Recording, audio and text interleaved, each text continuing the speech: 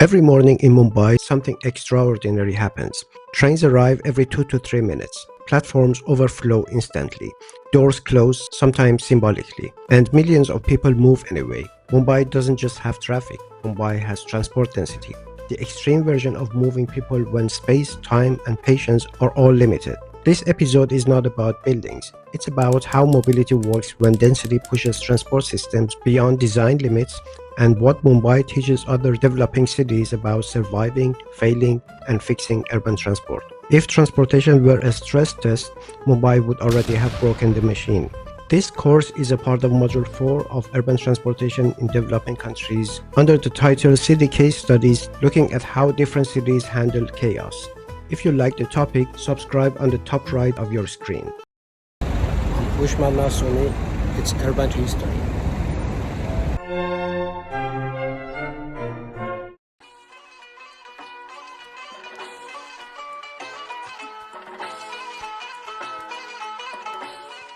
Let's start with the backbone, suburban rail.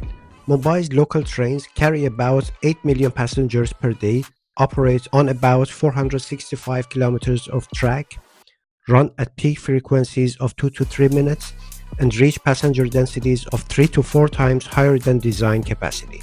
Globally, no other rail system moves more people per square kilometers of track. This efficiency exists because density puts people close to stations, jobs clusters along corridors, while rail is fast. Average speeds about 35 to 40 kilometers per hour. But it comes at a cost: overcrowding, safety risks, and zero redundancy. These trains don't just move people, they compress them.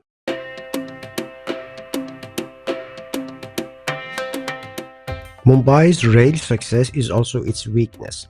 When one system carries most trips, failure has massive consequences. Problems include limited track expansion options, aging rolling stock, platform crowding, and minimal alternatives during disruptions. Unlike cities with multiple metro lines, Mumbai relies heavily on only 2 main rail corridors. This creates extreme peak hour pressure, little flexibility, and cascading delays. When your entire mobility strategy rides on one system, even a sneeze causes chaos.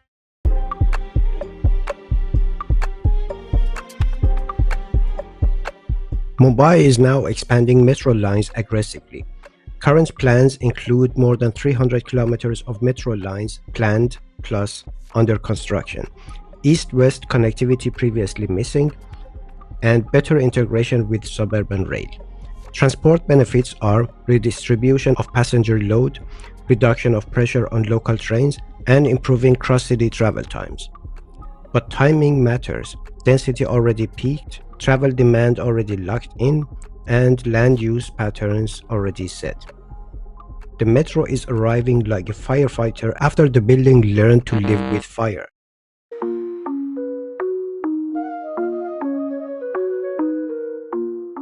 Mumbai's bus system, called BEST, carries about 6 to 7 million passengers daily, serves areas rail doesn't reach, and provides last-minute access to stations. But buses suffer from mixed traffic congestion, average peak speeds of 10 to 12 kilometers per hour, lack of dedicated lanes, and declining reliability.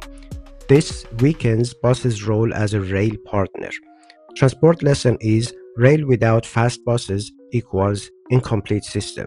A bus stuck in traffic is not public transport, it's public frustration.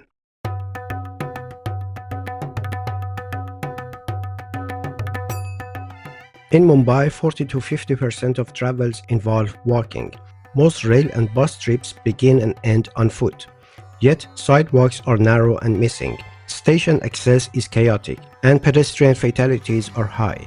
Mumbai records about 1,500 pedestrian deaths per year, many near station and bus corridors. Transport implication is poor walking infrastructure reduces the effectiveness of all other modes. Mumbai didn't forget pedestrians, it just assumed they'd figure it out.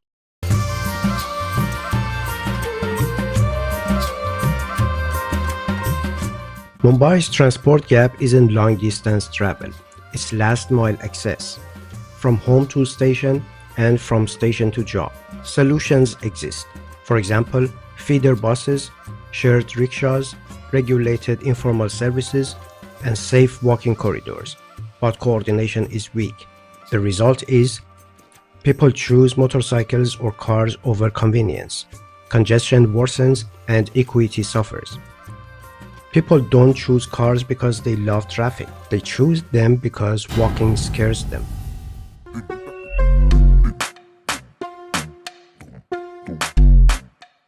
Mumbai has about 2.5 to 3 million private vehicles, extremely low road space per capita, and peak hour speeds below 15 kilometers per hour. So I have some transport math for you.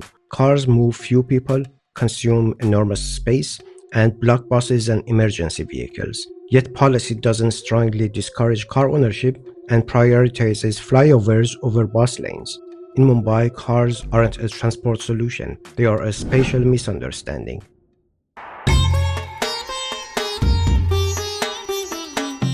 Overcrowding and mixed traffic creates serious safety issues. For example, rail accidents, pedestrian fatalities, and motorcycle crashes.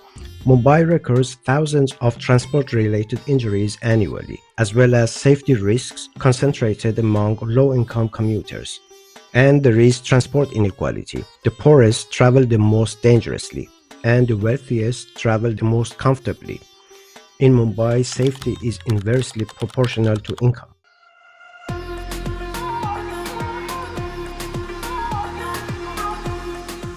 Mumbai's transport challenges are not unsolvable.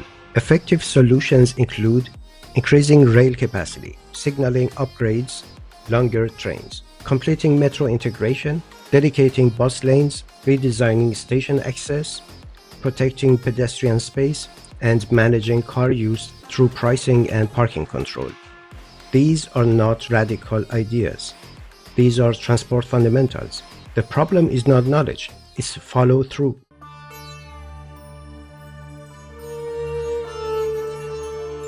Mumbai proves that density supports mass transit, rail can move cities, buses matter more than they look, walking is the foundation of mobility, and cars fail in extreme density.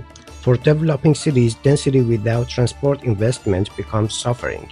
Transport without walking becomes exclusion, and rail without buses becomes overload.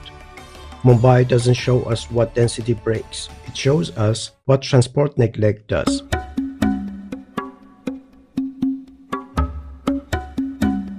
Now let's bring this back to your city again.